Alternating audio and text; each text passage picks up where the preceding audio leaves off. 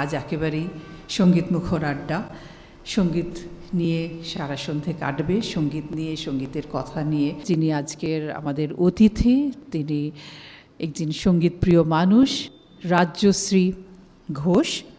রাজ্যশ্রী ঘোষ উনি Indian classical music নিয়েই কাজ করছেন বহু বছর ধরে এবং অত্যন্ত পারদর্শী, দক্ষ ক্লাসিক্যাল এবং সেমি ক্লাসিক্যাল গানের কাজ করছেন, যেমন খেয়াল, ঠুমরি, ভজন এবং আরেকটি গানের সাথে উনি যুক্ত, সেটা হচ্ছে রবীন্দ্রসঙ্গীত।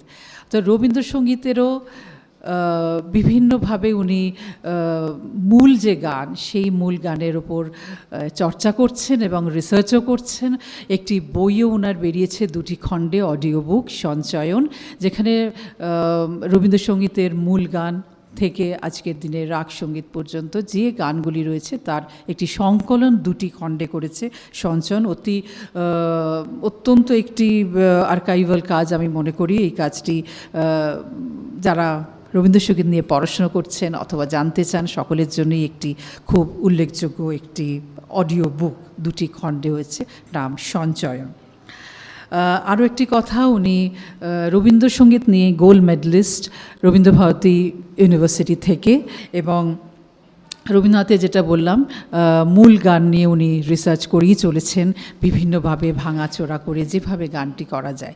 আজকে ওনার বিভিন্ন গান এবং সেই গল্প নিয়ে, গান নিয়ে আড্ডা, গল্প সব কিছু। আমি একটু ডেকে নেব রাজ্যশ্রী ঘোষ, আসুন। আজ আমরা গান শুনবো, আড্ডা দেব। আপনারা দেখছেন দুপাশে আলো করে আরও দুজন বসে আছেন। যিনি এসরাজে বসে আছেন তিনি দেবাশিস হালদার, আর এপাশে বসে আছেন ওনার ডান দিকে বিজয় দাস, তবলায় সঙ্গত করবেন, এবং ওনাদের সঙ্গতেই ওনার গানের কতটা বিচ্ছুরণ ঘটে আমরা জানি। এবং সব মিলিয়ে আজকের আড্ডা খুব সুন্দর করে কাটুক। আজকের আড্ডা শ্রী রাজ্যশ্রী ঘোষ। মধুচন্দ্রা দিয়ে আপনাকে প্রথমে আমার আন্তরিক কৃতজ্ঞতা। আপনি একটা কি সুন্দর আমাকে জায়গায় এনেছেন, থ্যাংক ইউ সো মাচ। খুব ভালো, মানে এই যে মায়া আড্ডা, আমি সেজন্য জিজ্ঞেস করলাম যে মায়া কেন নাম। সত্যি তো মায়াবী জায়গাটা, কিন্তু খুব ভালো লাগছে, মানে মেজাজ, মায়া সবটাই রয়েছে জায়গাটার মধ্যে। আর সকলকে আমার অনেক শুভেচ্ছা, নমস্কার, ভালোবাসা জানাই। অ্যাজ ইউজুয়াল ভালো তো বাসি, কারণ সুরের সঙ্গীদের সুর দিয়েই ভালোবাসা জানাতে হবে, এছাড়া তো আর রাস্তা নেই। আমি ভেবেছি প্রথমে দীপালি নাগের একটি সুরে একটি গান শোনাবো। তার আগে বলি, দীপালি নাগের সম্পর্কে আপনারা নিশ্চয়ই জানেন। উনি একজন প্রথিতযশা উচ্চাঙ্গ সঙ্গীত শিল্পী ছিলেন। আমরা ঘরানা বলতে বুঝি যেটা, যে আগ্রা ঘরের মানুষ ছিলেন উনি। তো দীপালি নাগকে আমার দেখার সৌভাগ্য হয়েছিল এবং শেখারও সৌভাগ্য হয়েছিল। আমি যখন সঙ্গীত রিসার্চ একাডেমিতে কিছুদিন স্কলার হিসেবে ছিলাম, তখন উনি মানে লাঞ্চের পরে উনি আমাকে ডেকে অনেক গান, এসো তোমাকে শিখিয়ে দিই। এটা একটা আমার অহেতুক পাওয়া হয়ে গেছিল, মানে ওনার মতো মানুষ এরকম করে বসে শেখাচ্ছেন গান। দীপালি দিকে আমি দেখেছি যে ওই যুগের মানুষ, প্রথম কথা মানে স্মার্টেস্ট লেডি বলতে যা বোঝায়। আমি যখন ওনাকে পেয়েছি তখন 70-75 হবে ওনার বয়স, কি তার হয়তো ওরকম 70-র কাছাকাছি। ডান হাতে ঘড়ি পরতেন আর ড্রাইভ করে নিজে আসতেন। এবং উনি কিন্তু ওই সময় ইংলিশে MA ছিলেন, যেটা খুব রেয়ার। ওই যুগের মানুষ, ওনার জন্ম বোধহয় 1906 সাল, তাহলে 22-23 সালে, 1922 সালে উনি ইংলিশে MA। সেটার আমরা প্রমাণ পেতাম যে SR-এর যে সমস্ত কনফারেন্স হতো সেগুলোতে যখন উনি বলতেন, ওনার বলাটা এত চমৎকার ছিল, আমি শুধু হাঁ করে খালি শুনতাম যে এত স্মার্ট একজন মহিলা কী করে হন। এবং উনি ছিলেন আমাদের সায়েন্টিফিক রিসার্চের হেড ছিলেন। তো সমস্ত রিসার্চ ওয়ার্ক তখন ব্যাঙ্গালোর, চেন্নাই এইসব জায়গা থেকে সব সায়েন্টিস্টদের এনে উনি আমাদের ভোকাল কর্ডের টেস্টও করিয়েছেন। এগুলো আমরা পেয়েছি ওই সময়। আমাদের যুগটা অ্যাকচুয়ালি আমি 2টো যুগ বিলং করি এখন, ওই যুগটাও পেয়েছি। যারা 1906 সালে জন্মগ্রহণ করেছেন, তাহলে আমি ওনাকে পেয়েছি 1988-তে। তো সুতরাং ওই সময়টা আমি পেয়েছি, আবার এখন আমি এই যুগটাও পাচ্ছি, যেটা প্রি মোবাইল যুগ বা ক্যাসেটের যুগ, আর এখন মোবাইল যুগ। কাজে দুটো তফাৎ আমি দেখতে পাচ্ছি আর কি। তো ওনাকে আমি তখন তারপরে এখন যখন ওনাকে এই মোবাইলের যুগে ইউটিউবে শুনি, তখন তো ওনার গানটা খুব একটা ছিল না। যখন আমি দেখেছি ওনাকে, গানটা তখন অত গাইতেন না। তখন ওনার নিজের অর্গানাইজেশন নিয়ে উনি খুব ব্যস্ত ছিলেন, সব 100 জনকে দিয়ে ভজন গাওয়াতেন, সেখানে রাজ্যপাল এসে শুনছেন। এরকমও কনসার্ট হয়েছে যেখানে রামকুমার বাবু এসছেন, তখন ভৈরব দত্ত পাণ্ডে রাজ্যপাল ছিলেন। সেই ঘরে ভৈরব দত্ত পাণ্ডে, ওনার স্ত্রী, রামকুমার বাবু, রাধাকান্ত নন্দী এবং জ্ঞানপ্রকাশ ঘোষ, এবং ওরা দুজন হাজব্যান্ড ওয়াইফ, আমি এবং ওনার আরেক ছাত্রী, এই ছিল শ্রোতা, ছোট্ট ঘর। তো সেই গানটা যে কী গান ছিল, শুধু ভৈরব দত্ত পাণ্ডেকে শোনানোর জন্যই দীপালিদি রামকুমার বাবুকে ডেকেছিলেন। তো আমার গুরুদেব যেহেতু উনি ছিলেন, সেই সুবাদে আমি তখন যেতে পেরেছিলাম, ওই অনুষ্ঠানটা দেখতে পেরেছিলাম। তো এইরকম ছিলেন আর কি, যে রাজ্যপালকে ডেকে পুরনো বাংলা গান শোনাচ্ছেন, মানে কী লেভেলের মানুষ ছিলেন। আর আমরা জানি তো ওনার হাজব্যান্ড ছিলেন বিখ্যাত সায়েন্টিস্ট বাসন্তী দুলাল নাগ চৌধুরী। তো এই আর কি। তো দীপালিদির কথা খুব মনে হয় আর কি, তাই জন্য আমার ভালো লাগে ওনার গায়কিটা গাইতে। আমি চেষ্টা করব খানিকটা, পুরোটা তো আর ওর গায়কি গাইতে পারবো না, কিন্তু কীরকম ছিল একটু গায়কিটা আমি অরিন্দদা একটু চেষ্টা করছি, তুমি তো উইটনেস।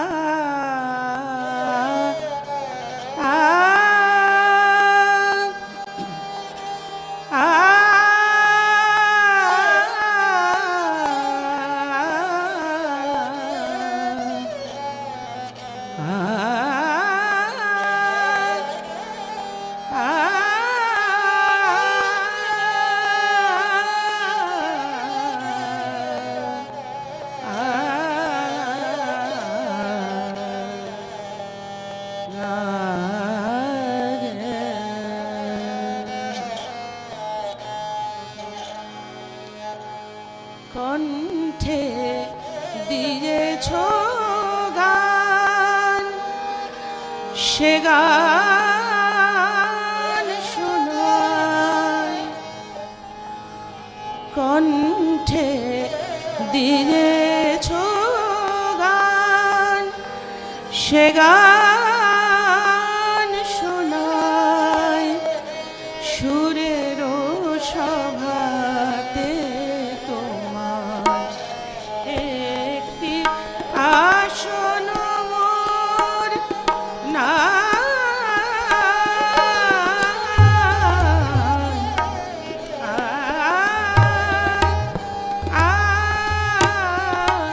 কণ্ঠে দিয়েছ গান,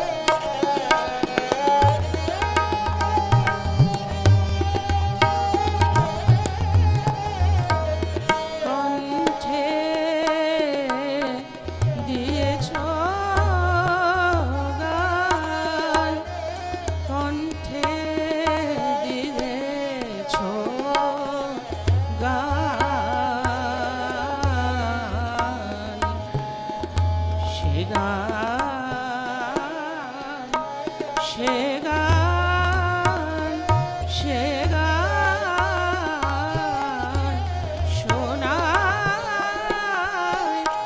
সে গান শোনায় কণ্ঠে দিয়েছ গান সে গান শোনায় সুরের সভাতে তোমার গান গায় কত গুণে সেখানে কি একটি আসন মোর নাই কণ্ঠে দিয়েছ গান সে গান শোনায়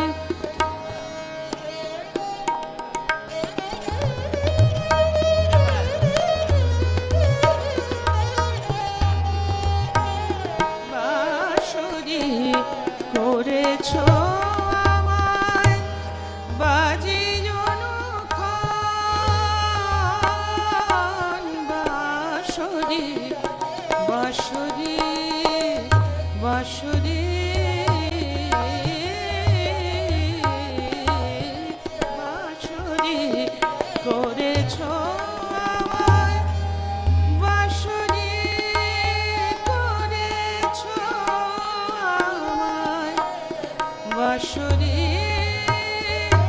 বাঁশরি করেছ আমায় বাঁশরি করেছ আমায় বাজি জনক্ষণ পায়ের নূপুর বাজে বাজে ঝন ঝন বাঁশরি করেছ আমায়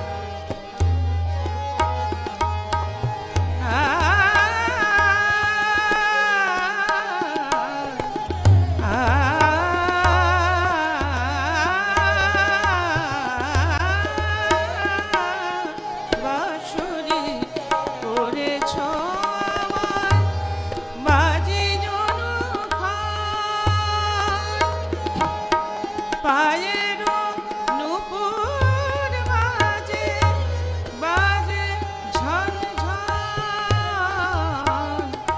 ফুলের সুরভ ফুলের সুরভি দাও ফুলের সুরভি দাও প্রণাম জানাই ফুলের জীবন দাও প্রণাম জানাই কণ্ঠে দিয়েছ গান সে গান শোনায় সুরের সভাতে তোমার গান গায় কত গুণে সুরের সভাতে তোমার গান গায় কত গুণে সেখানে কি একটি আসন মোর নাই কণ্ঠে দিয়েছ গান সে গান শোনায় কণ্ঠে দিয়েছ গান সে গান শোনায় সুরের সভাতে তোমার গান গায় কত গুণে সেখানে কি একটি আসন মোর নাই কণ্ঠে দিয়েছ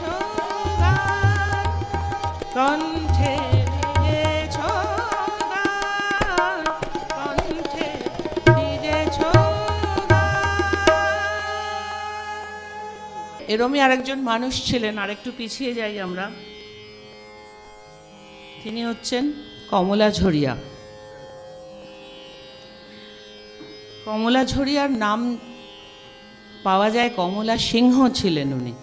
কমলা সিংহ ছিলেন এবং উনি ঝরিয়া বলে একটি জায়গা আছে ধানবাদের, সেই ঝরিয়ার তে উনি থাকতেন এবং ওনার বাবা ছিলেন শিবপ্রসাদ সিংহের, রাজা শিবপ্রসাদ সিংহের দরবারে উনি কাজ করতেন আর কি। তো সেই সুবাদে কমলা ঝরিয়া, ওখানেই জন্মগ্রহণ সব কিছু। এবং ওখানে মানে যেটা পাওয়া যায়, কোনো কারণে কে মল্লিক এবং তুলসী লাহিড়ী গেছিলেন ওই রাজার সভায় গাইতে। তখন কমলা ঝরিয়ার গান ওনারা শোনেন এবং বলেন HMV-তে যোগাযোগ করতে। তো HMV-তে এসে ওনার গান শুনে সবাই তো মুগ্ধ। তখন ওনার সারনেমটা কেউ জানতো না। তখন নজরুল বা তুলসীবাবু, তুলসী লাহিড়ী, ওরা যেহেতু ঝরিয়া ছিলেন, ঝরিয়ার বাসিন্দা ছিলেন, সেজন্য ওনার নাম কমলা ঝরিয়া করে দেন।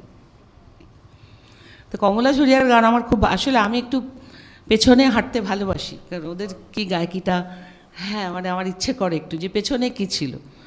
সবই তো আড্ডা, মায়া বলছেন তাই না, সবই মায়া, মায়া নিয়েই তো আমরা আছি।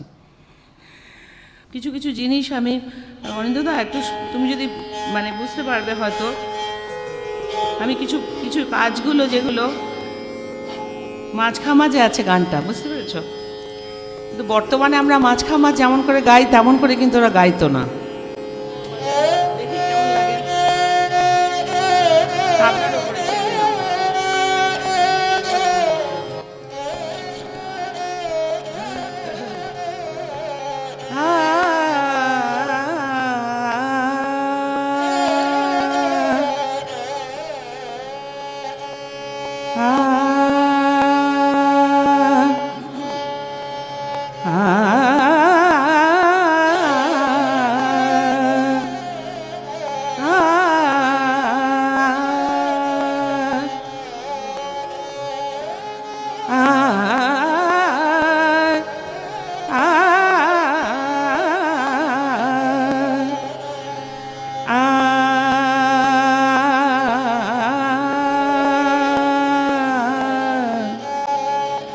ডাকিছে বাঁশরি মোরে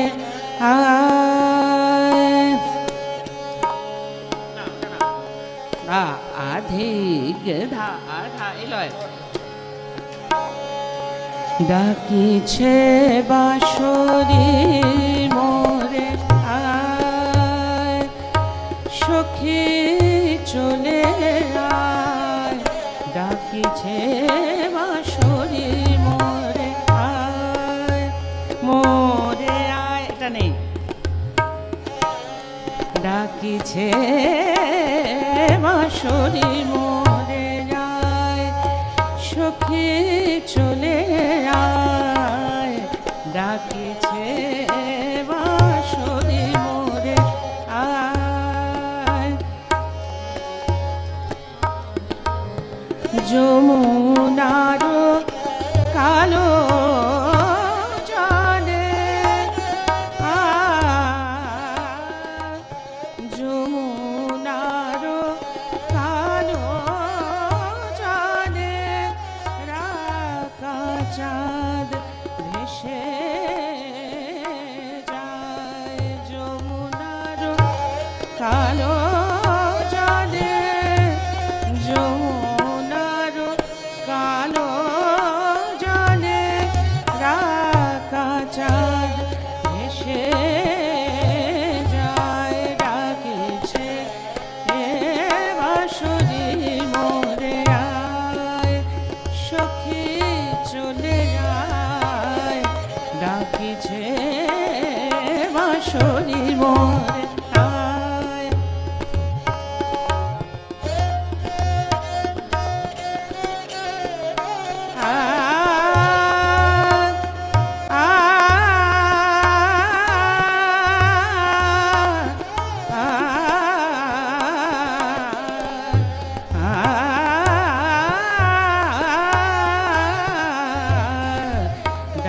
ডাকিছে বাঁশরি মোরে আয়, সখী চলে আয়, ডাকিছে বাঁশরি মোরে আয়।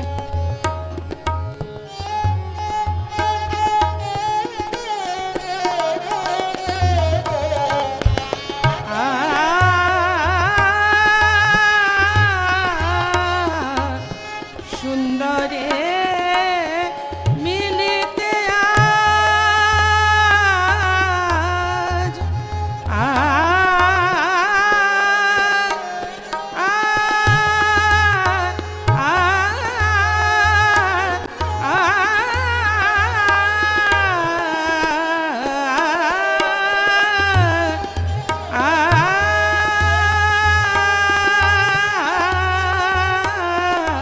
সুন্দরে মিলিতে আজ,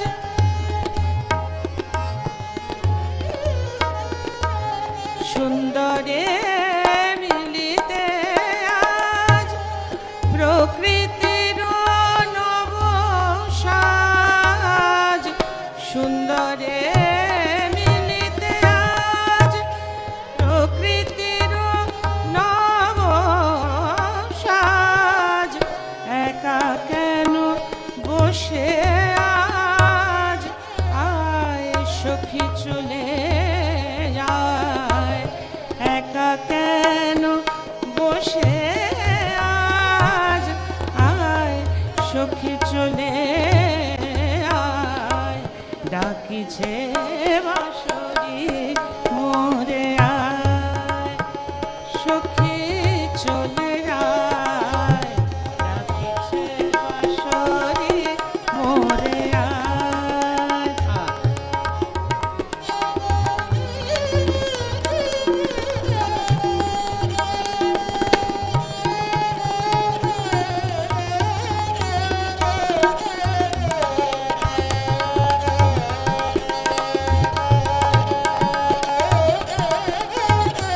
যমুনার কালো জলে, যমুনার কালো জলে, যমুনার কালো জলে, যমুনার কালো জলে, রাঙা চাঁদ ভেসে যায়, ডাকিছে বাঁশরি মোরে যায়, সখী চলে যায়, ডাকিছে বাঁশরি মোরে যায়, বাঁশরি মোরে যায়, ডাকিছে বাঁশরি মোরে যায়, সখী চলে আয়, ডাকিছে বাঁশরি মোরে যায়, সখী চলে আয়, ডাকিছে বাঁশরি মোরে, ডাকিছে বাঁশরি মোরে আয়। আরেকটা কমলা ঝরিয়ার গান শোনাই, কথা প্রণব রায়, সুর কমল দাশগুপ্ত।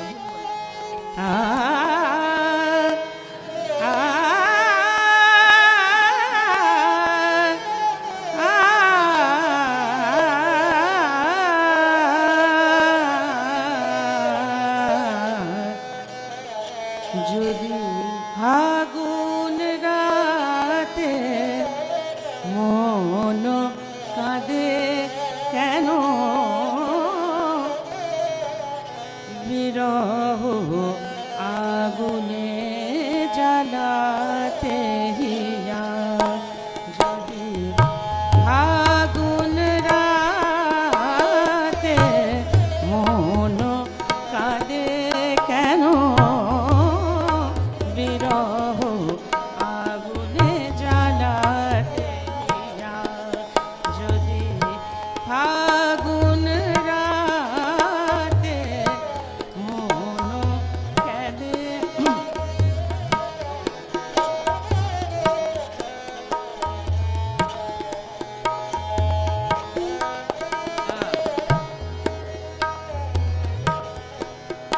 যদি ফাগুন রাতে মন কাঁদে কেন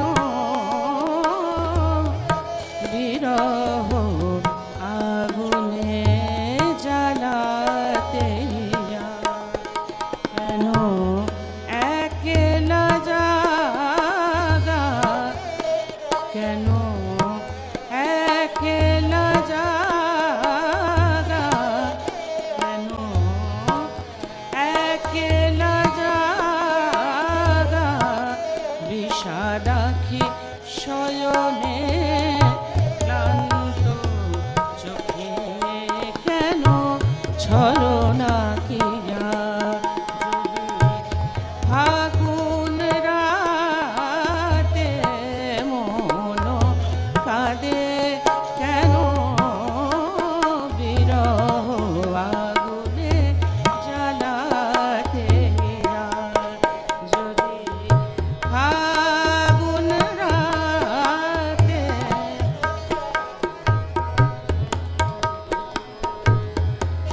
হায় মানিনি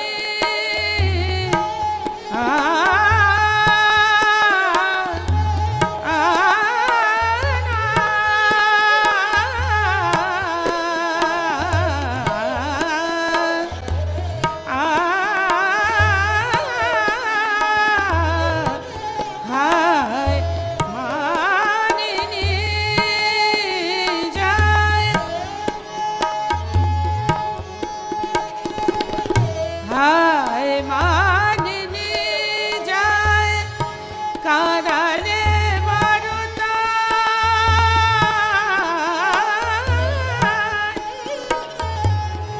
কারালে বারতা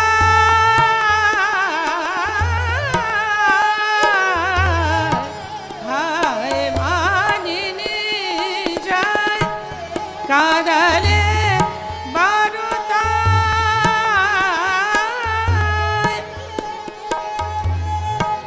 তারে কি ফিরে যাও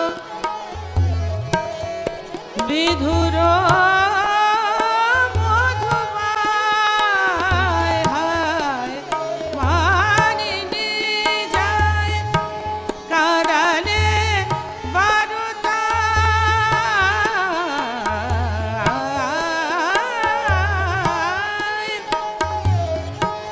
তারে কি ফিরে যাও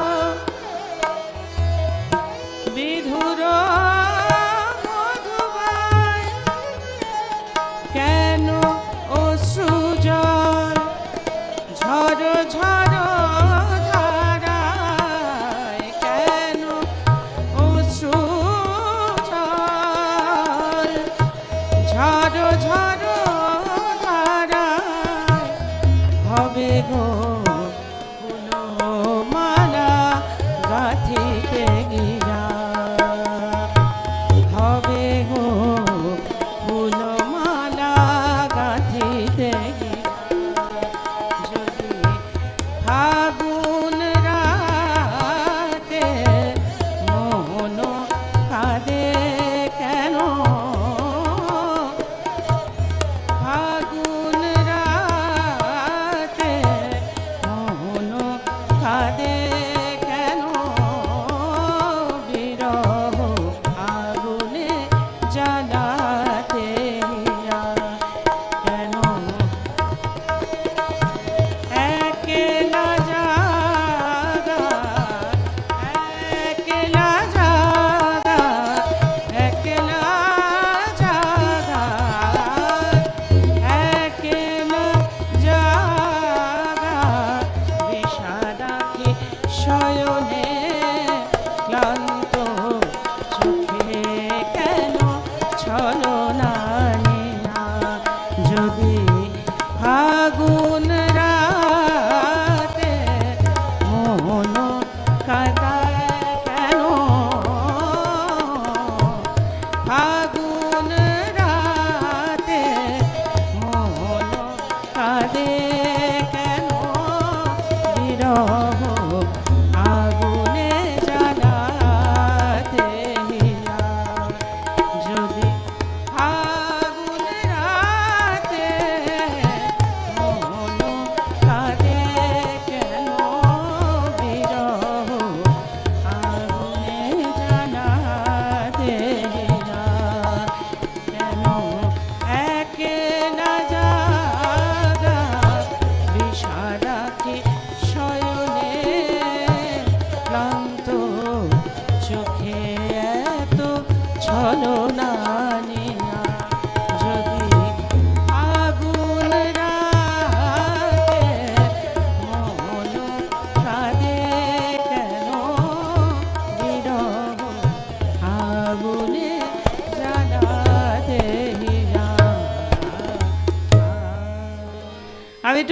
আমার গুরুদের এবার একটু আশ্রয় করি।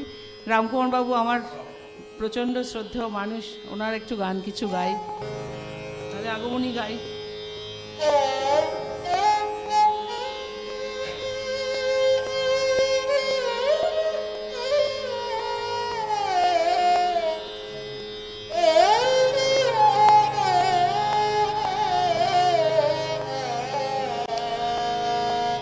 এই সময়টা হচ্ছে আমাদের মায়েদের মন উতলা হওয়ার, তাই না?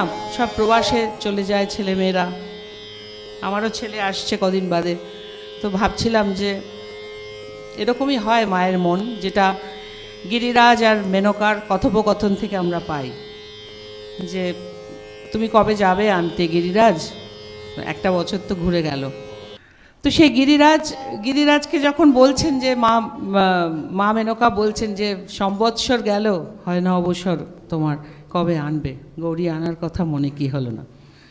এই গানটা গাই, বড় ভালো গান, এটা আমার পছন্দের গান। হ্যাঁ,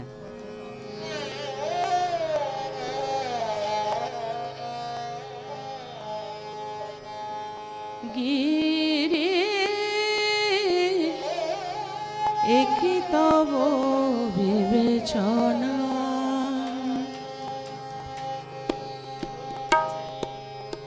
ঠিক আছে চলবে।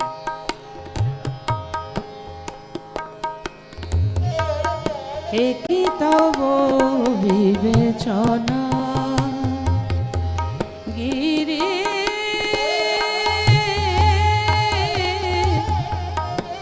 একই তব বিবেচনা, গেল সম্বৎসর হয় না অবসর, গেল সম্বৎসর হয় না অবসর, গৌরী আনার কথা কি মনে তো হলো না, একই তব বিবেচনা গিরি একই তব বিবেচনা, গেল সম্বৎসর হয় না অবসর, গেল সম্বৎসর হয় না অবসর, গৌরী আনার কথা মনে তো হলো না, একই তব বিবেচনা গিরি একই তব বিবেচনা।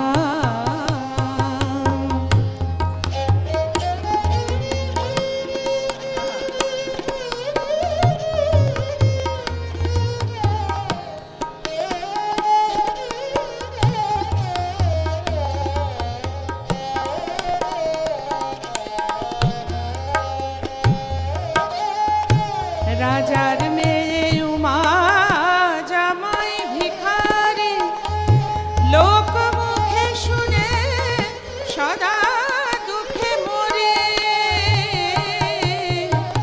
ও গো রাজার মেয়ে উমা জামাই ভিখারি, লোক মুখে শুনে সদাই দুঃখে মরে, আবার নাকি শিব ত্রিশূল ডমরুধারী, শ্মশানাধিকারী ঘরে থাকে না, থাকে না, থাকে না,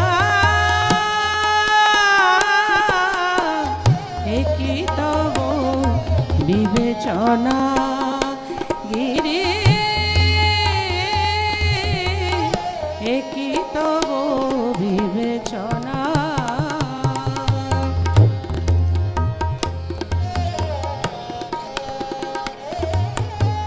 গায়ে মাখে ছাই উমারে মাখায়, সিদ্ধি ঘটে খায় বলদে চড়ায়, গায়ে মাখে ছাই উমারে মাখায়, সিদ্ধি ঘটে খায় বলদে চড়ায়, মরণ নাই শিবের নাম মৃত্যুঞ্জয়, মরণ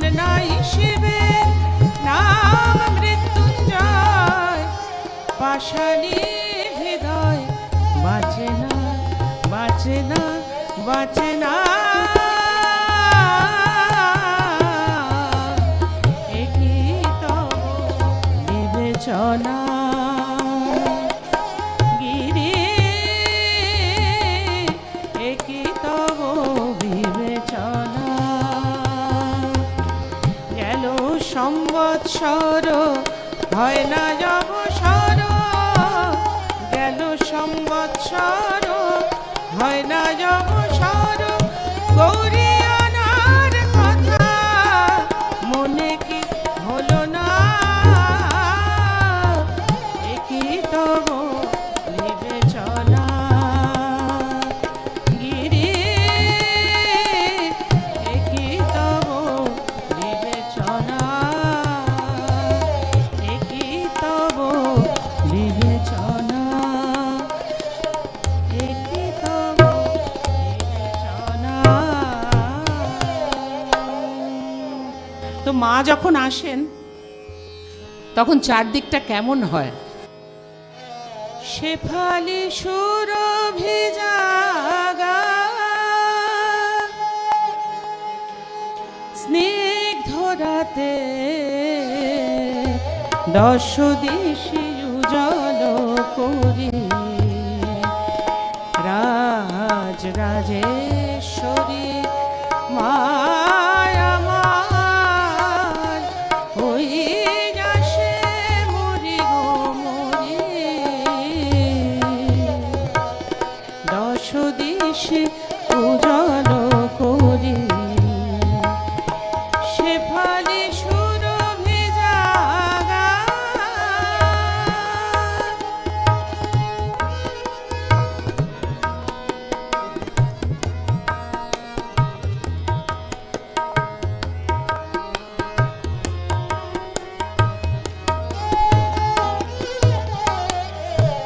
তাই আলো আলপনাতে,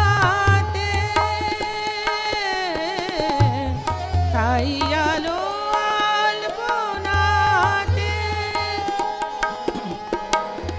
ধরা চায় নিজের সাজাতে। আলো আলপনাতে, তাই আলো আলপনাতে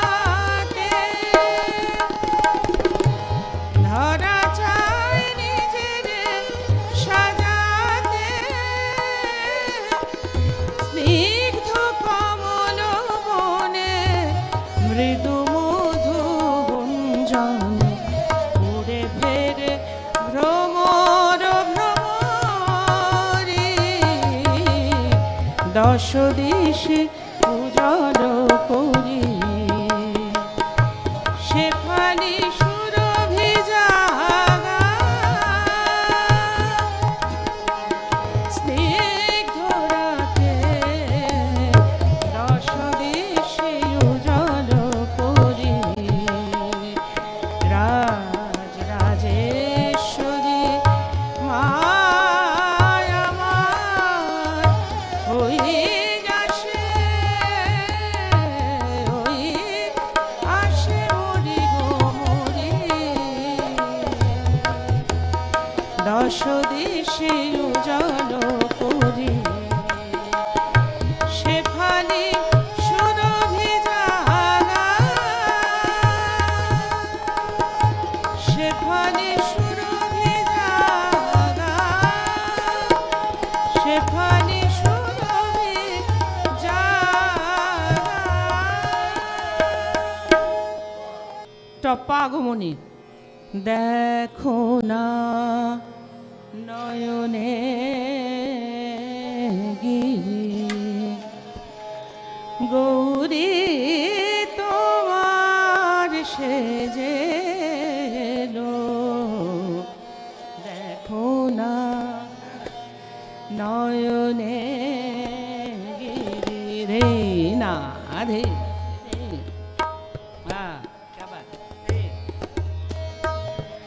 দেখো না নয়নে গিরি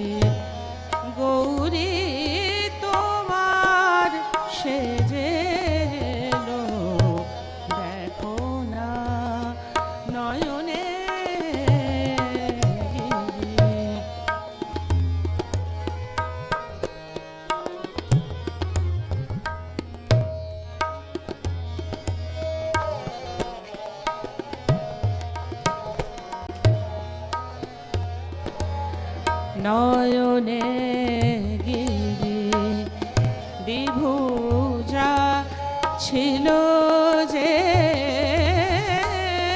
রুমা, দ্বিভুজা ছিল যে রুমা, ওমা দশ ভুজা কবে হলো দেখো না নয়নে গিরি, দেখো না, দেখো না, দেখো না নয়নে গিরি।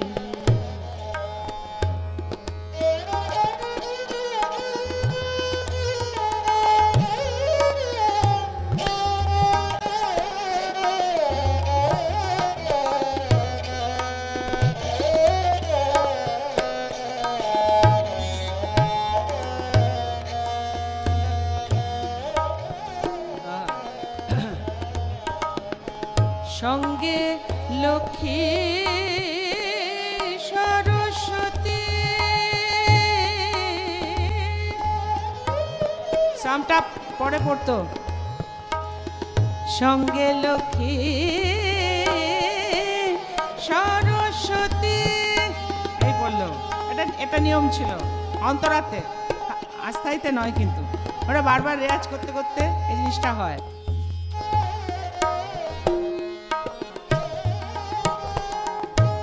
সঙ্গে লক্ষ্মী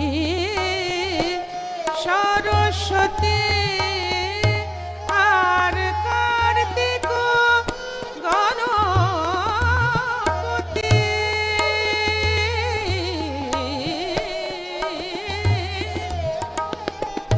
সঙ্গে লক্ষ্মী সরস্বতী আর কার্তিক গণপতি,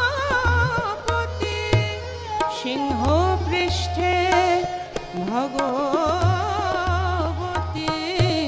সিংহ পৃষ্ঠে ভগবতী, দশ দিক করেছে আলো দেখো না, দেখো না নয়নে গিরি গৌরী তোমার সেজে এলো, দেখো না নয়নে গিরি গৌরী তোমার সেজে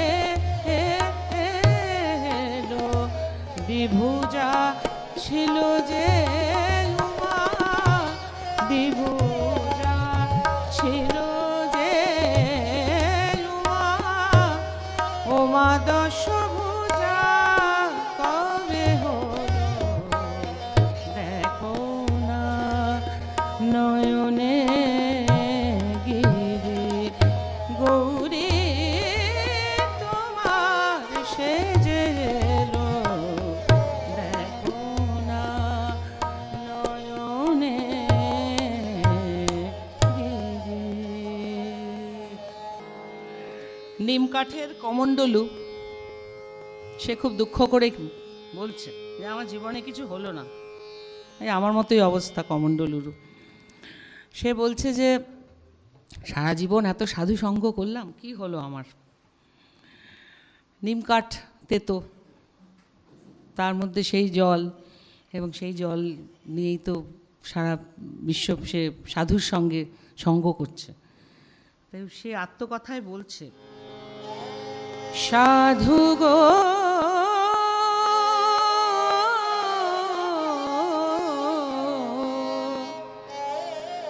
আমায় উপায় বলো না, আমায় উপায় বলো না, আমি স্বভাব কটু কমণ্ডলু আমার হাড়ের তেতো গেল না, গেল না, আমায় উপায় বলো না।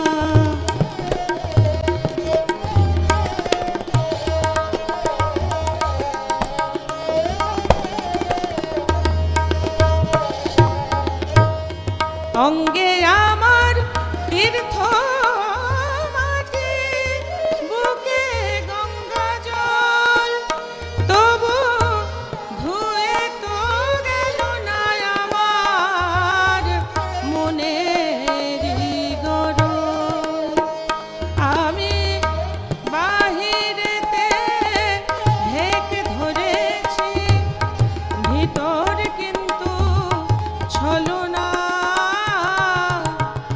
আমায় উপায় বলো না,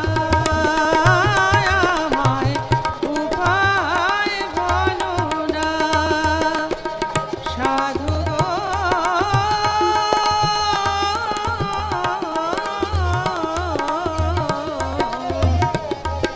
আমায় উপায় বলো না।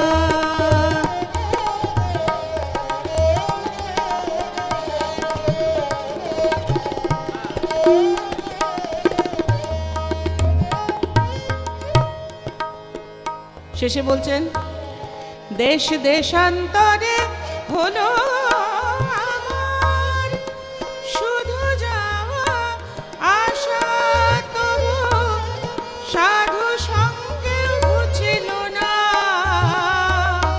স্বভাব সর্বনাশা। আমি চার ধামেতে ঘুরে এলাম, চার ধামেতে ঘুরে এলাম, কিন্তু সেই পরম ধাম তো পেলাম না। আমায় উপায় বলো না, আমায় উপায় বলো না সাধু গো।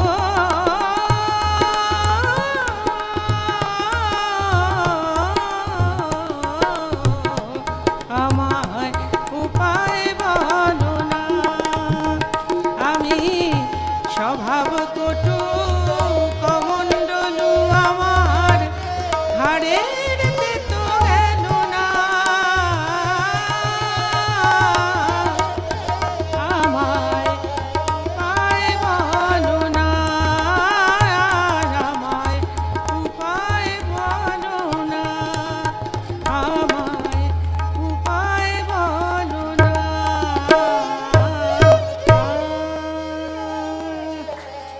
প্রেমের কথা পরের কাছে কইতে যে মানা,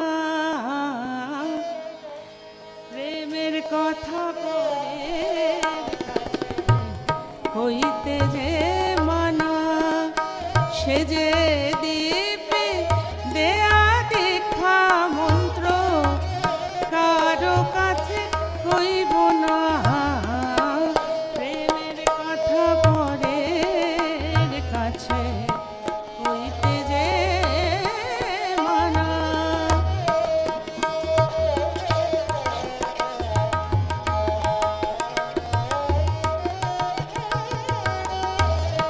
বলে গেছে সে কানে কানে, ভেব প্রেম মনে মনে।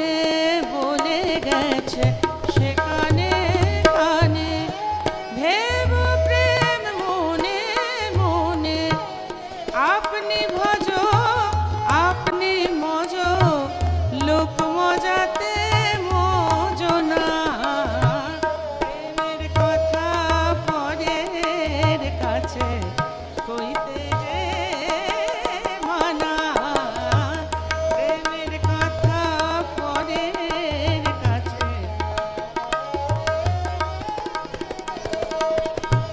মন তো সবার নয় কো সূচি, ভিন্ন জনের ভিন্ন রুচি।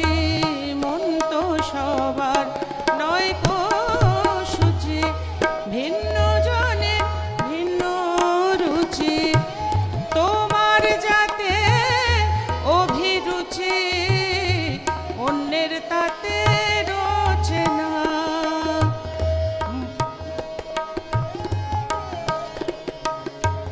মন তো সবার নয় গো সূচি, ভিন্ন জনের ভিন্ন রুচি। তোমার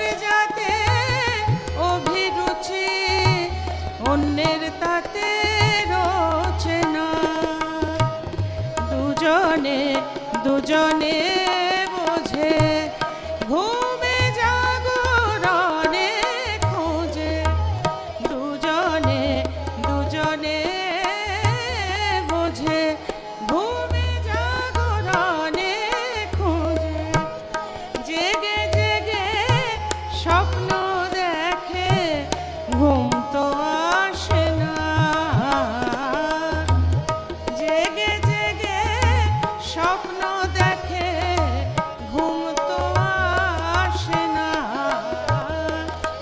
প্রেমের কথা পরের কাছে কইতে যে মানা প্রেমের কথা পরের কাছে কইতে যে মানা সে যে দীপ দেয়া দীক্ষা মন্ত্র কারো কাছে কইব না দীপ দেয়া দীক্ষা মন্ত্র কারো কাছে কইব না প্রেমের কথা পরের কাছে কইতে যে মানা প্রেমের কথা পরের কাছে কইতে যে মানা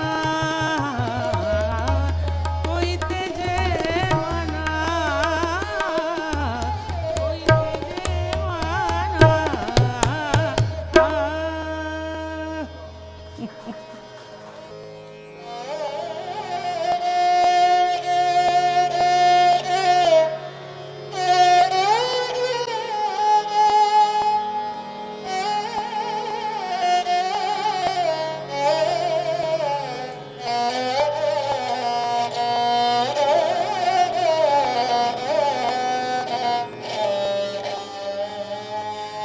কালীপদ পাঠকের আপনার রেকর্ডিং কিন্তু ইউটিউবে শুনতে পাবেন প্রায় এক একটা গান টপ্পার গান প্রায় 25 মিনিট করে গেয়েছেন পুরো খেয়ালের মতো আমরা যেরকম খেয়াল গাই ওই রকমভাবে গেয়েছেন মানে ওই জমানাটা ওইরকম ছিল পুরো একদম একটা গান ধরা মানে পুরো চলবে সেটা মানে স্থায়ী অন্তরা করে আসা আর কি এখন যত শুনি তখন ভাবি যে কিরম ছিল সব গায়কিটা ছিল তবে ওটা খেয়ালের মতো হয়ে যেত বাংলা গানের বাংলার যে মাধুর্যটা যেটা রবীন্দ্রনাথের পরে এলো সেই মাধুর্যটা কিন্তু তখন একটু কম ছিল উচ্চারণের একটা অন্যরকম ব্যাপার ছিল কিন্তু তারা যে প্রচুর রাগ সঙ্গীত সাধনা করতেন সেটা গানটার মধ্যে কিন্তু এখন যেমন আমরা সফিস্টিকেটেড ওয়েতে অনুগত জনে কেন করো এত প্রবঞ্চনা এভাবে যে বলি আমরা আমাদের ভাবটা রবীন্দ্রনাথ অনেক পাল্টে দিয়েছেন তখন তো একটু ক্রুড ছিল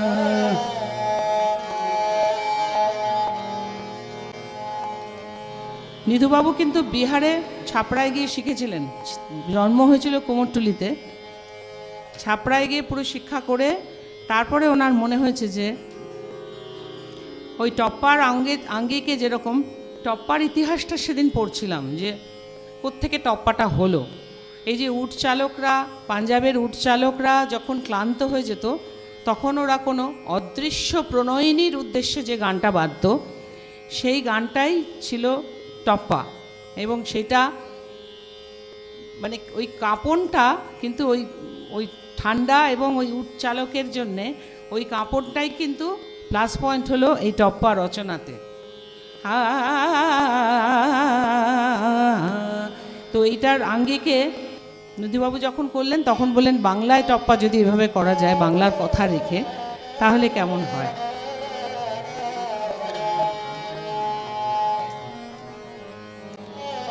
ও নো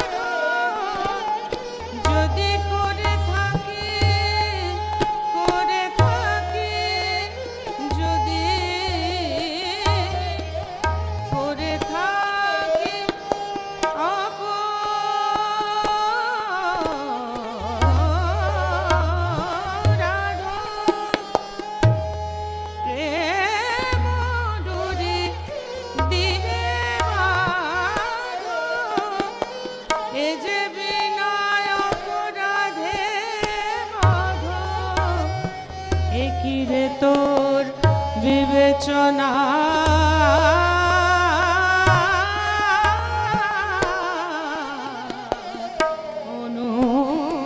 অনুগত জনে কেন করো এত প্রবঞ্চনা মারিলে মারিতে পারো তবে রাখিতে কে করে মানা অনুগত জনে কেন করো এত প্রবঞ্চনা অনুগত জনে কেন করো এত প্রবঞ্চনা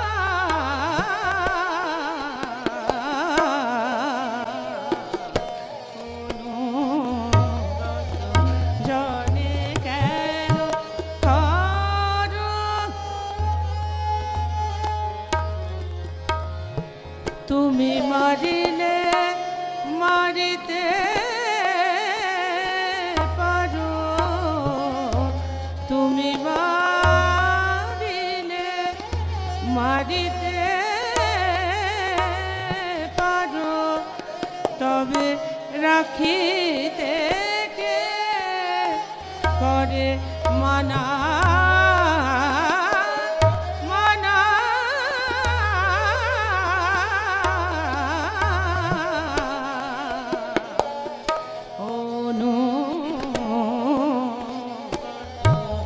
জনে কেন করো এত প্রবঞ্চনা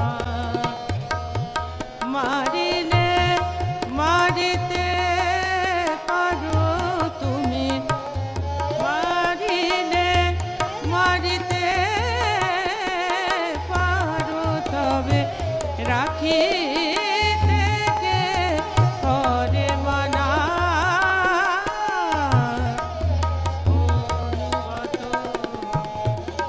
জনে কেন করো এত প্রবঞ্চনা কেন করো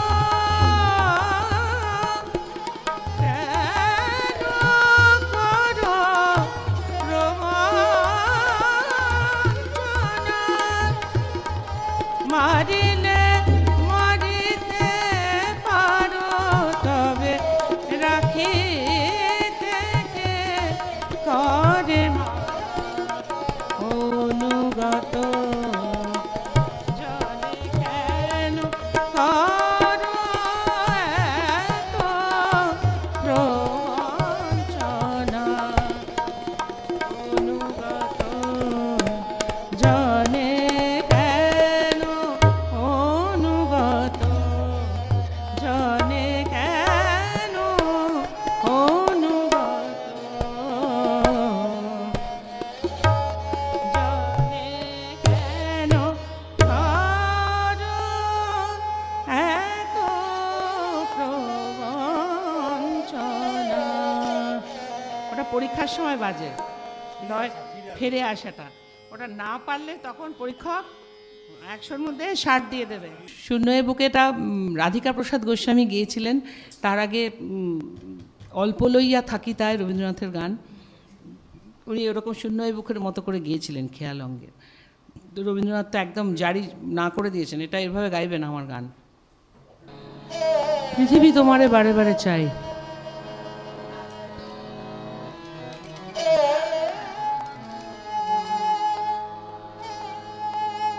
একটু বিলাস খানি, কিছু রাগ করো না, সব মিলেমিশে এক হয়ে গেছে।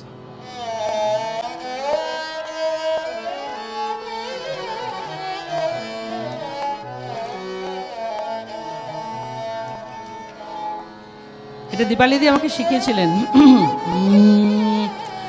পৃথিবী তোমারে বারে বারে চাই, তুমি যে আমার মরমেরও ঠাই, তুমি না চিনিলে তুমি না জানিলে কে বলো আমারে নিয়ে যেত তবে ফিরে ফিরে যেথা ভালোবাসা পাই।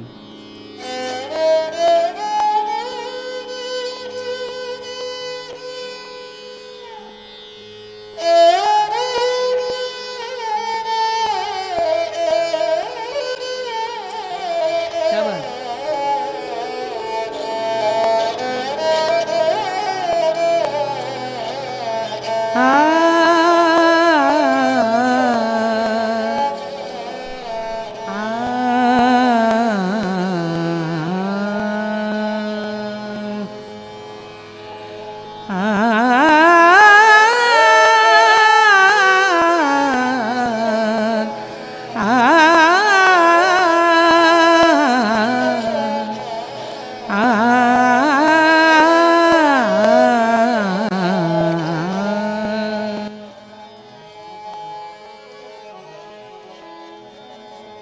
এসরাজের গায়কিটা গাইবো, এসরাজের গায়কিটা গাইবো।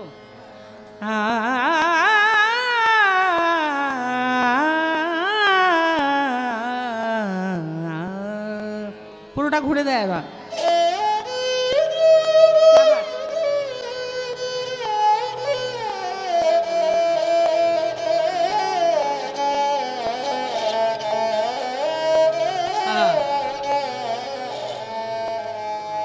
পৃথিবী তোমারে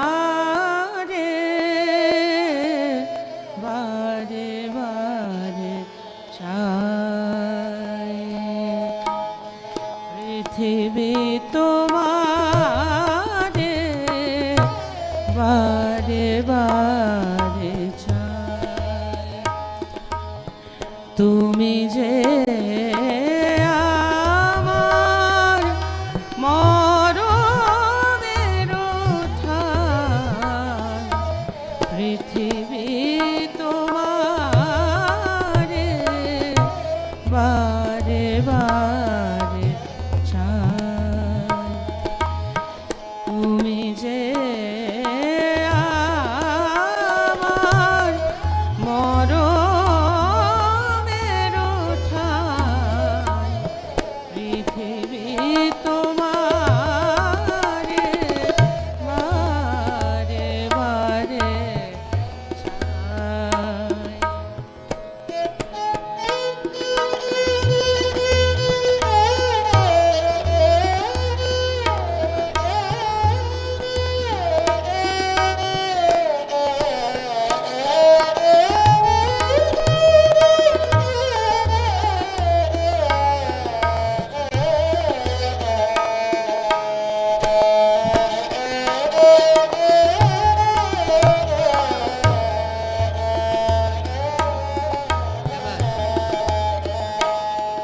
বারে বারে চাই,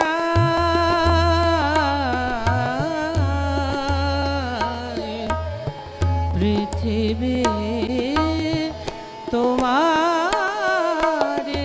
বারে বারে চাই, বারে বারে চাই, বারে বারে চাই,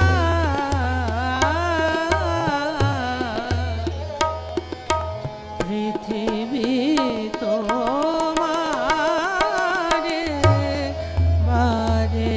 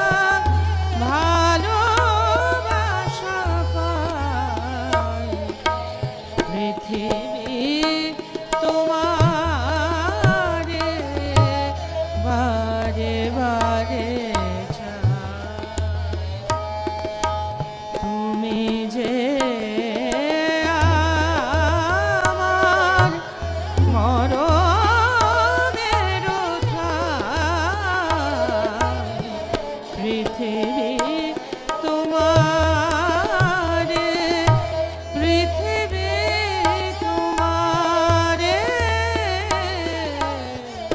পৃথিবী তোমারে বারে বারে চাই। তুমি যে আমার মরণের ঠাই, পৃথিবী তোমারে বারে বারে চাই, বারে বারে চাই, বারে বারে চাই, পৃথিবী